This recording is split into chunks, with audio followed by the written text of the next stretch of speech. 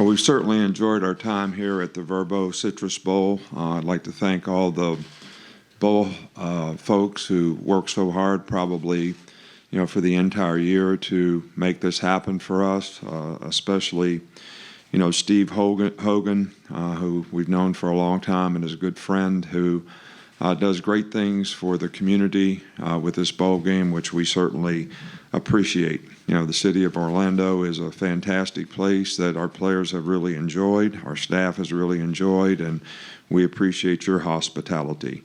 It's a great opportunity for our team to play an iconic traditional program like the University of Michigan. Coach Harbaugh and his staff have done an outstanding job with their team and had a great season, and certainly going to be a challenge for our team to be able to compete, against them.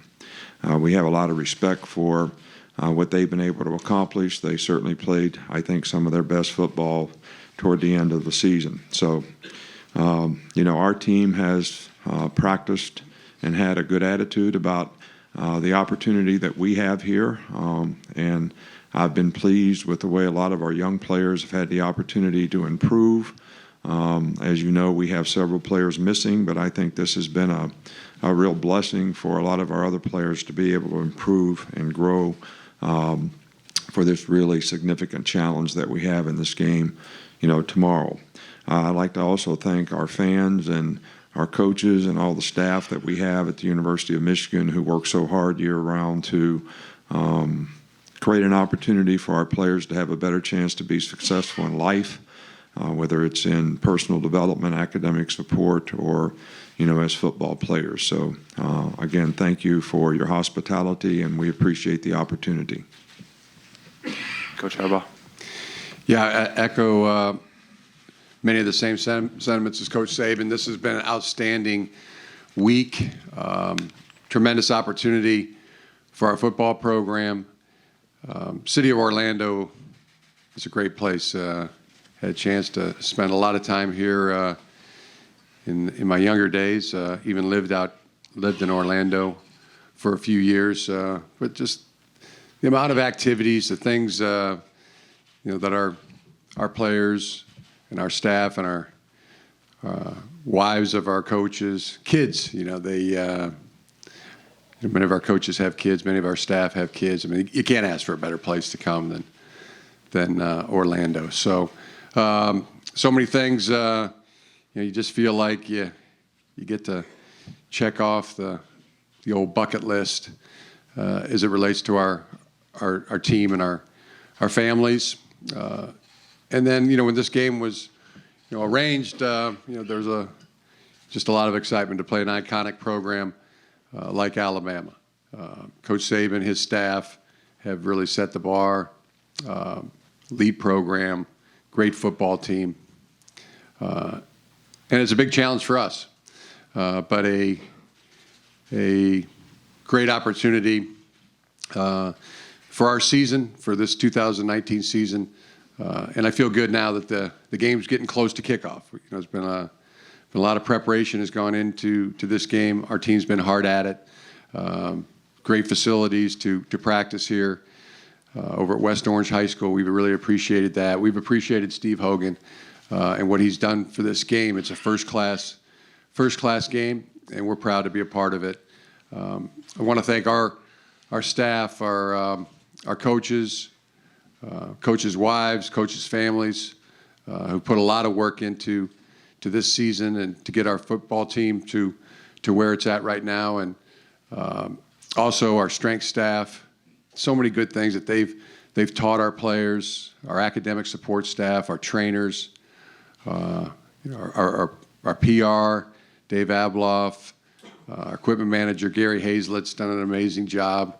Everything has flowed very well coming into this game, and everything that everybody has taught and learned our players. It's been a fabulous experience to be here, and now we're ready to play the game. We're fired up to play. We're ready to go, and kickoff approaches, and tremendous opportunity for our team. All All right, we'll open it up for questions. We'll start here on the second row, right.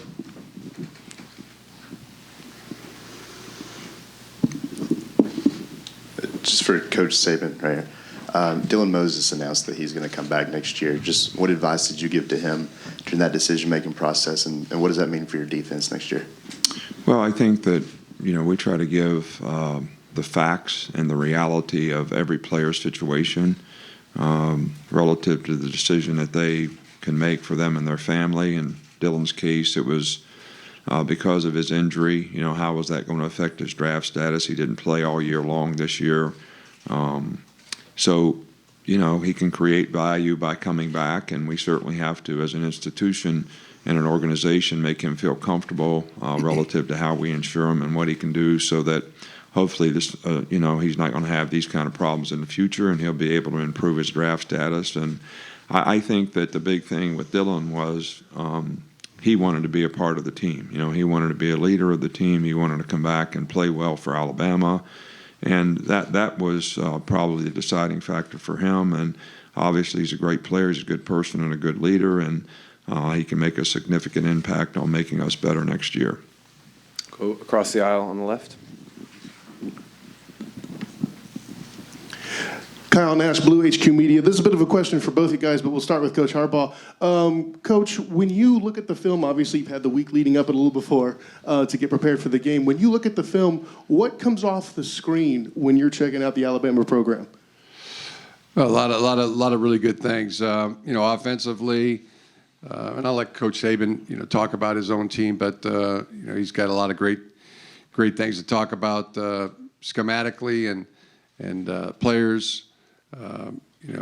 Offense that is, built for speed and attacks every part of the field in the passing game, in the running game.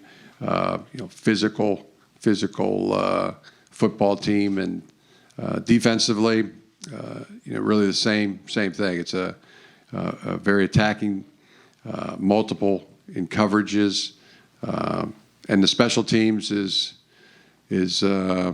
really dangerous, especially in the return game. The punt return, the kickoff return, and all facets. Everything's tight. Everything is battened down, and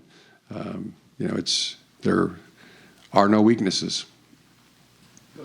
Same to you, but for Michigan, what comes off the screen when you're checking out the film? Well, I think the first thing that comes off the screen to me is they're a very well-coached team in every phase of the game. Their players play really, really hard. They play with tremendous toughness. They've got great intangibles in terms of, their discipline, their accountability to do their job, how they play together as a group. On defense, they do a lot of movement. They've got a lot of quickness. They're very aggressive. A lot of multiples in terms of what you see and how it challenges your offensive line and the coverage aspects of what the quarterback has to read and the receivers have to adjust to. And on offense, they have a lot of the multiples that, a lot of college teams have now in terms of how they attack the entire field. They can run the ball effectively. The offensive line is really, really good.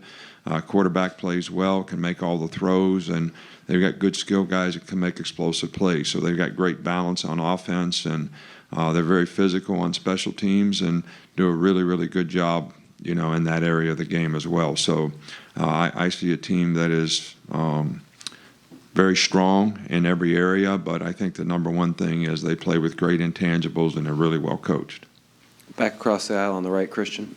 Christian Brewer, WFTV. Coach Saban, where's Mac grown the most since taking over, and what does he have to do tomorrow for you to be successful?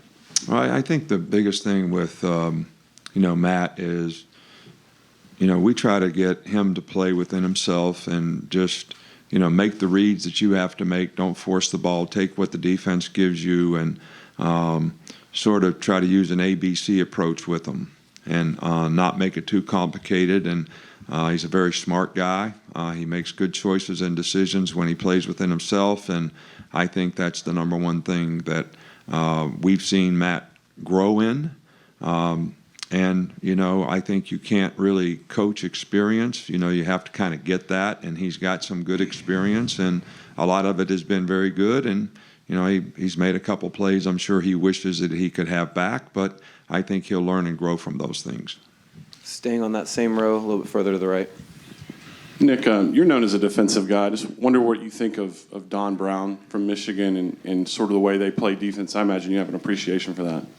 Oh, yeah, they're very, very good and very challenging with the scheme that they have. And I think the quickness and how aggressive they are and how they utilize their quickness on defense by stunting, gaming, changing up the coverage multiples is very, very challenging. So a little different than maybe anybody that we've seen, this year, but very, very effective. We're going over to the left middle. Coach Saban, Kerry Clark, BamaCentral.com. You mentioned last night and today as well that some young players have caught your eye during bowl practices. Could you share with us a couple of those names, please? Well, me, I don't like to, point people out and things like this. So I just think in general, some of our players that have played and gained experience throughout the year, I think this practice has been good from them understanding concepts better. I think sometimes what young players do is, they try to memorize what they're supposed to do. They don't really understand the big picture very well. And I think it's very encouraging to their improvement when they do understand the big picture and the concepts, so they understand how their accountability to do their job is very significant in the success of offense, defense, or whatever position they're playing. So this has been really good for a lot of our young players. Far left up against the door.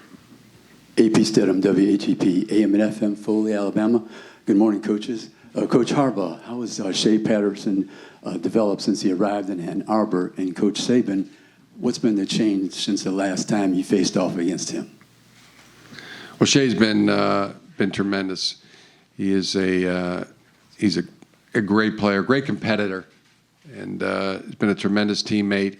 He has just gotten better and better and better, and he came in really good. But I think once he got comfortable with his teammates, with the new system, I think you always saw the growth. You can always see the growth. He's better today than he was yesterday, better tomorrow than he was today. He's always had that mindset. He's the competitive edge. I always, that just keeps coming back to me when I talk about Shea or think about Shea. I mean, that's it's humility with a competitive edge. And as Coach Saban said, Shea can make all the throws. And his accuracy has just gotten better and better. His understanding is at a very high level. And then he can run. He can get out of the pocket. He can create plays. He can create space. And he's effective both as a runner and a thrower. Back over on the right, third row. Am I sorry. supposed to comment Sorry, on this? Coach. Yeah, we've known Shea since he was a freshman in high school. I think he's one of those guys that came up with a great reputation and was very effective in high school in Louisiana and Shreveport. And I thought he played well when he played at Ole Miss, and I think he's got nothing but better as he's played at Michigan. But I think he can make all the throws. He's very athletic. He can pull the ball and make you respect him on all the zone reads. But he can also extend plays and has made a lot of plays this year by extending plays, scrambling, because he is athletic and a good player. And I just see a growth in the guy from a maturity and experience standpoint. And I think he's playing in a system now where he's very well coached and he's done a really good job for his team. I apologize for jumping the gun. We'll go over here now. Alex Byington, Montgomery Advertiser. Nick, you said last night on your radio show when the NFL teams you spoke to, only one of your players had a top 15 grade. Were you surprised by that? And do you feel there's a concerted effort among the juniors to maybe come back and finish the deal? Look, we have, I think, 9 guys that are juniors that got evaluated by the junior committee. And look, our job is to give them the correct information so that they can make good decisions based on the reality of their status. And, we gave them that information. Some guys have first-round grades. I'm not going to tell you they don't. And everybody's got to make a decision about what's best for their future. And, we feel like our job is to make sure that we give them the correct information, because there's a lot of misinformation, out there, whether it's mock drafts or who is the evaluator. And what we try to do is make sure we get the information from the actual people who draft. I know there's a lot of media guys out there, and even you, but I'm not sure you draft anybody. Do you have a pick, when the draft comes? So we try to get the information from the people who will actually pick the players, which is sometimes not congruent with what you all think. No disrespect to your ability to evaluate. We'll stay on that same row on the right. James Ogletree, the Crimson White. To both coaches, how would you evaluate the play and the improvement of your offensive lines throughout this season? And what will it take in this game? What are the keys for them going against the opposing defensive front? Yeah, our offensive line has been a real shining light for our team. Ed Warner's done a tremendous job coaching the line. It's a veteran line. John Runyon, Ben Bredesen, Cesar Rees, Michael Wainu have played a lot of football, and Jalen Mayfield, a redshirt freshman, has stepped in at right tackle and done a fabulous job. Our tight ends also very much involved in the running game and the pass game. But the protection's been good, and it's going to really need to be this week. I mean, as you pointed out, a defensive line that stunts, moves, physically can set the edge, and physical linebacker play.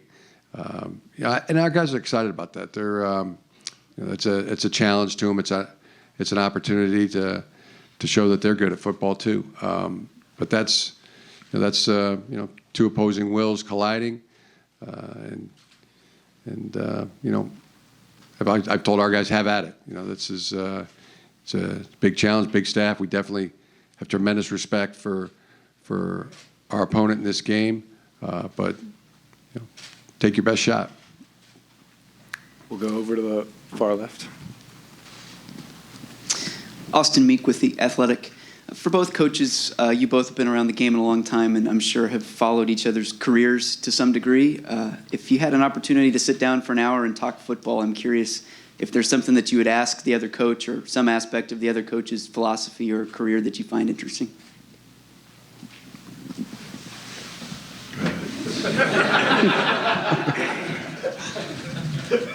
That'd be a real treat. There's really nobody better. I have tremendous respect for Coach Saban. Well, I've had the good fortune of having a lot of good mentors, through the years, whether it was my college coach, Don James, or, George Perlis at Michigan State in the time that I spent there with him, or, Bill Belichick. But I've always had a tremendous respect for Jim and his family as coaches. His dad, Jack, was kind of came up with me. I was a little younger.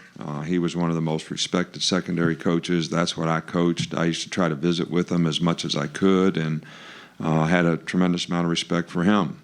Tom Crean, who is Jim's brother-in-law, his sister's married to Tom Crean, was an assistant basketball coach at Michigan State for Tom Izzo. So we've kind of had a tremendous amount of respect for the whole family, as coaches. And Jim has obviously had a fabulous career in the NFL as well as college. And I never, ever stopped trying to learn.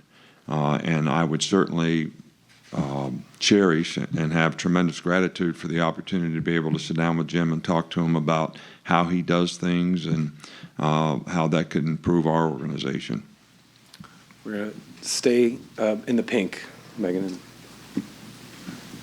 Brett Hudson, Tuscaloosa News. Coach Saban, I'm curious what you thought of Evan Neal's development over the course of the season, how you saw him improve. Evan Neal has done a really good job for us at left guard. True freshman, I think that the fact that he plays, we have two tackles that are experienced guys and pretty good players, probably helped him. Landon Dickerson also is a very experienced player playing center, so that probably helped him. And I think he's going to get really, really challenged in this game because complexity, multiple stunts, and that their front is going to throw at us, is going to, challenge our entire offensive line. But I think the guys that have the least experience will be challenged the most. And Evan has done a great job for us all year long, and we're really pleased with his progress. And I think he has a very bright future. Only have time for a couple more. We'll have first one over here on the right, or on the left still. Robert Page, from It's All About Sports out of New Jersey. This question's for both coaches. You've had a couple weeks off, or a few weeks off now. What is your preparation to keep the guys ready for a game of this magnitude with all the time that you have it off? Yeah, it was 3 weeks of practices, really right around that time. I think for us, the first week and a half, 2 weeks was really studying as much as we could the Alabama team, and in all phases, and individual matchups, and that week, that work was good. Our guys worked hard, prepared hard as we were putting in the game plan as well. And then the last week and a half, it was really trying to polish what we were trying to do. Make ourselves understand the game plan and our players to really have it honed and practiced.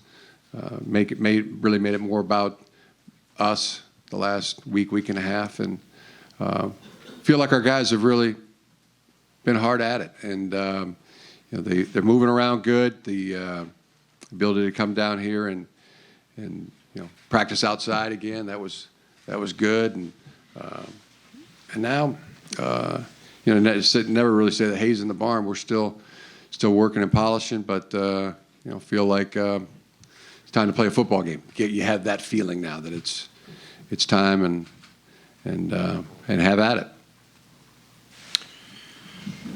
From our standpoint, we kind of look at any bowl game, or whether we're in a playoff or whatever it is, that when we have a significant amount of time off, we try to not tie the end of the season to actually the bowl game, and sort of approach it like it's a one-game season.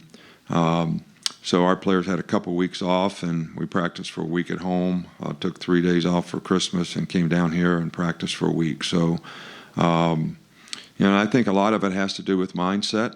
I think, our team was a little disappointed in the way we finished the season, and, maybe didn't reach some of the goals that we had initially in terms of what we wanted to accomplish and what we wanted to do as a team.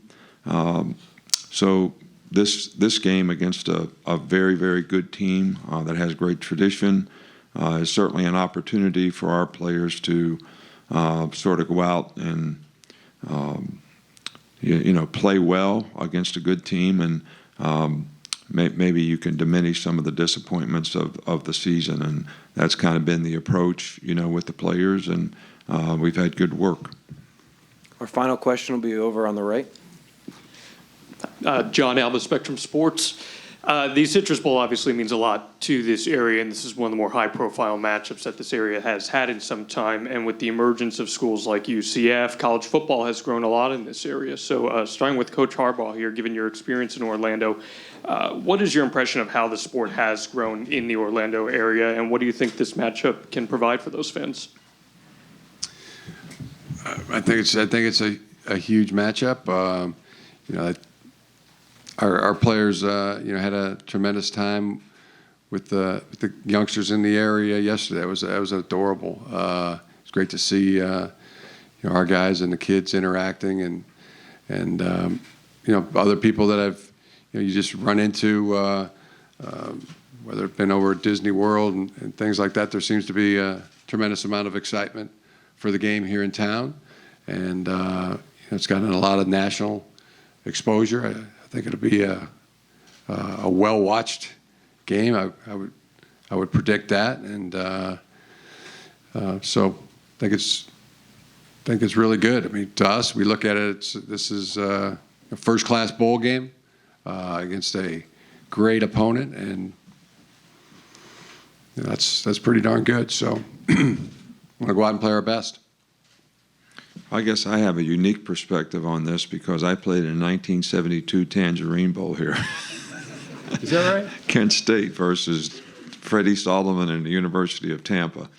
So based on what this game has become relative to where it was then, I think, this community has done a great job of supporting the game, and obviously the organization of this bowl game has grown to be something special. And, I think one of the great venues in college football to have an opportunity to be a part of. I think Orlando itself has grown, with the bowl game, and the Citrus Bowl folks have certainly taken advantage of that. So I know that we were excited about having the opportunity to come here and play because we were here in, I think, 2010 and had a great experience, and I've actually experienced and seen growth even since then in terms of what this game does, and I think what they do for the community is really significant for the community as well. Gentlemen, thank you for your time. Good luck tomorrow. Thank you.